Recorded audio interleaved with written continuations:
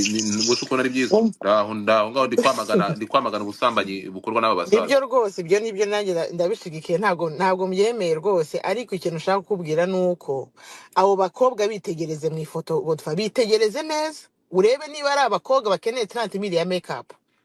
Abo bakobwa benshi ni abana baba muri famiye zifite n'amafaranga, kuko kugira ngo ubone n'utwo tuzi ni uko kenshi uba ufite connection.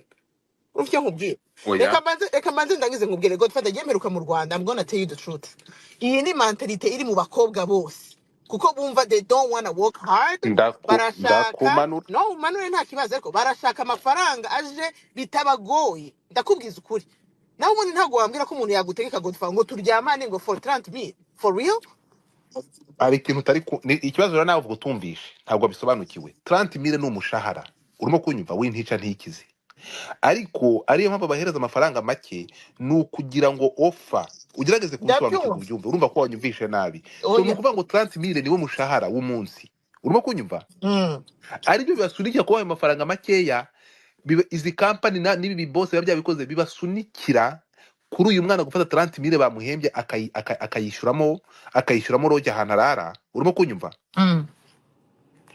biramugora usanga nta kintu asigaranye kubona rero umuntu umwofarinza akavuga ati ariko mwana muto ndabona usa nk'umuntu ufite n'ubuhanga n'ubwenge ngwino turare tuganira uburyo naguha akazi unasinye kontara uzajya ngo 2.2 miliyoni kwanza konti yawe ni iyihe urabona 30 bizakumarira iki fata miliyoni ngwino ufata amapine yanjye umanze uyakarageho twumve niba ushobora gufungura amapine urumva aho ngaho rero umwana w'umukobwa uzi ko ari buhembwe 30 byonyine kubona umuntu amuhereza miliyoni urimo kunyumva ndakumva umukobwa aragenda agafata supa amapine y'umusaza akayakaraga akayavanaho akamena vidanje urumva aha ngaha rero tukavuga ati gufatiranya aba bana b'abakobwa kuko barakubwira ko uwo baryamanye Rusizi si uwo baryamana Rubavu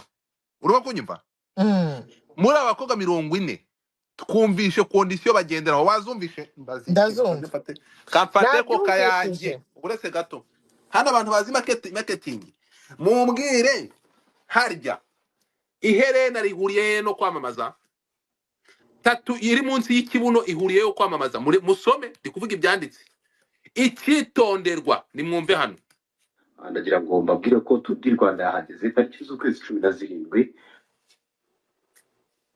mwumve kwa kabiri tutajya tudi Rwanda amagare yahageze hanyuma rero ubwira sister wawe ya girlfriend wawe bwira inshuti yawe y'umukobwa wese wabuzi abakobwa beza niba woroje girlfriend barara bamurongora abakobwa beza niba uzi kuri mwiza nawe uyemenye kabisa kuri mwiza witeguye kujya kwamamariza amakampani atandukanye aha ngaha ntacyo byari bitwaye kuba uri mwiza witeguye kujya kwamamaza ni ibisanzwe of course abakobwa beza bagomba kwamamaza ariko umva ahantu noneho nasigaye nibaza umva hano icyitonderwa ugomba kuba uteye neza icyitonderwa ugomba kuba ugize ute si ngombwa amataye reka mbaruhure umutima ndashaka mwumve si ngombwa amataye umve hano kujya kwamamariza amakampani atandukanye icyitonderwa ugomba kuba uteye neza si ngombwa amataye iyo umuntu afite agatwenge nk'akawe Godfather ni indaya uri kuvuga ngo mu bakobwa 40 akeneye ikintu cyantangaje ni no uyu ni umukomisiyoneri urumva ngo afite ni urukumva niba hari abakeneye abakobwa bafite amataye hari abakeneye abadafite amataye bameze nka tunanutse nka Shanita urumva bisaza biba bifite guzi zitandukanye niba ngo ntabwo ari ngo icyitonderwa ugomba kuba uteye neza harya reka mbabazi nyuma ajya kwandika muri kuri dashboard aho hejuru yagize ati ahanga kuvuga ko nta mukobwa utoboye izuru ufite na tatuwaje ni nko kuvuga ntabwo dukeneye abasirimu abakobwa b'abanyamujyi mwebwe ntitubakeneye dukeneye abakobwa b'abandi bateye neza urimo kunyumva ariko batari abanyamujyi ku buryo batadatera birabisaza ingaru urukunyumva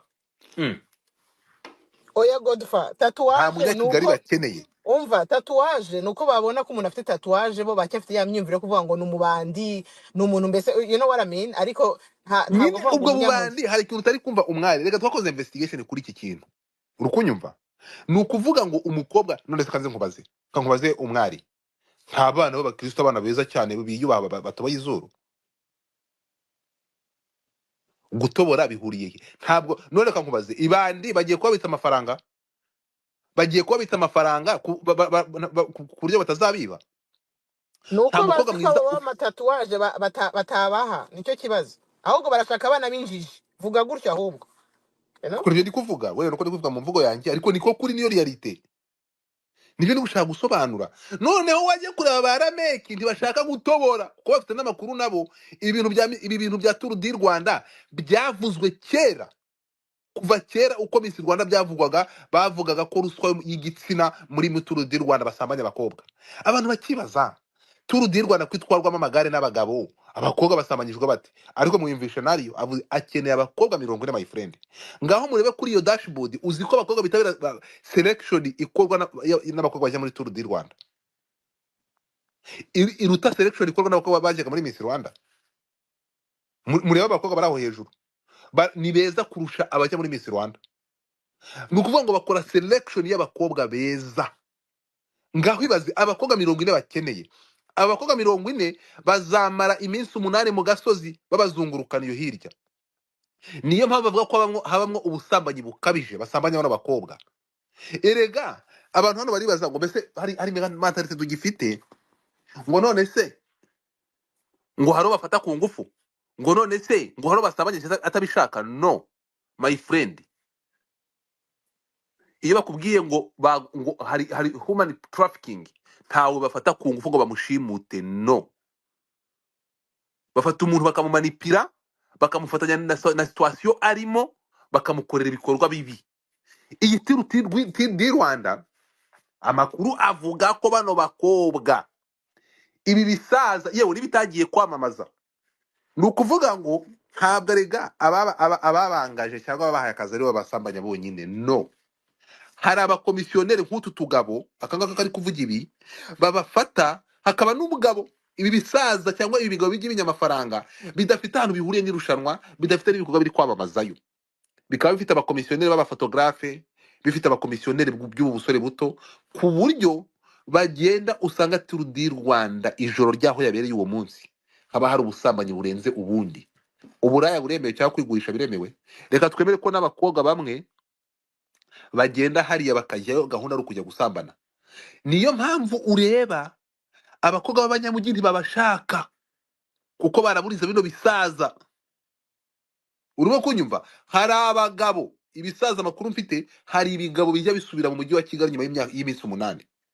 Abagabo basubira mu ngo zabo nyuma y'iminsi 8, my friend. Urumva? Fata ijambo.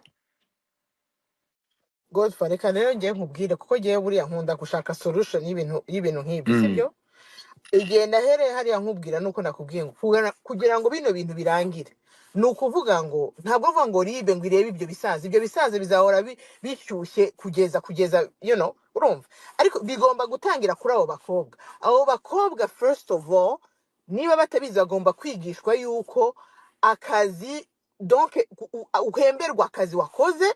Urumva utagomba gutanga igitsina cyawe kugira ngo ubona akazi. Urumva icyo nkubwiye?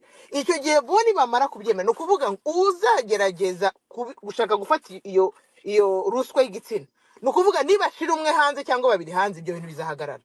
Ariko icyo ndimo ndakumbwira nuko n'abakobwa nabo bafite iyo mentality yo kumva ko it's okay kubona igisaza kiza kirama miliyoni ahubwo nibwo butunzi.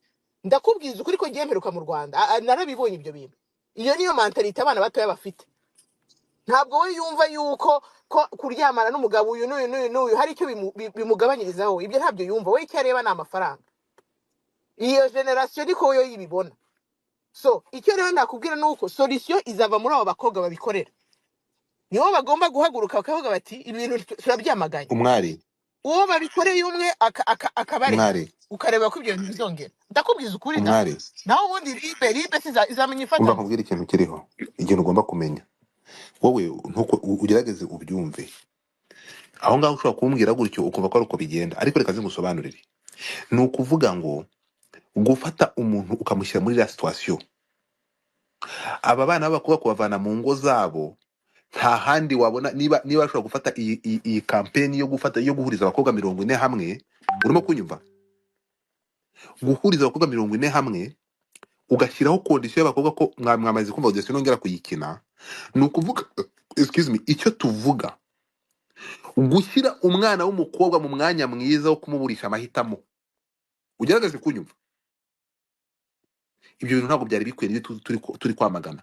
Kuko niba wafashe umwana w'umukobwa amasaha akaba ari Muhanga, ariko ukamushyira muri kona nziza y'uburyo ushobora kumwaprocinga kugira ngo umukoreshe ayo mabi, ibyo nibyo turi kwamagana. Ni ukuvuga ngo ni nko kumushyira mu kamashu, ni nko kwereka imbwa inyama. Urimo kunyumva? Ariyo mpamvu none se abakobwa ntabwo bari basanzwe, ntibari mu gihugu kimwe n'aba bagabo n'aba basaza, ariko impamvu bifashisha iyi ngiyi, baba bababonye basohotse iwabo mu mago, baba babonye ahantu babafatiranya. Urimo kunyumva?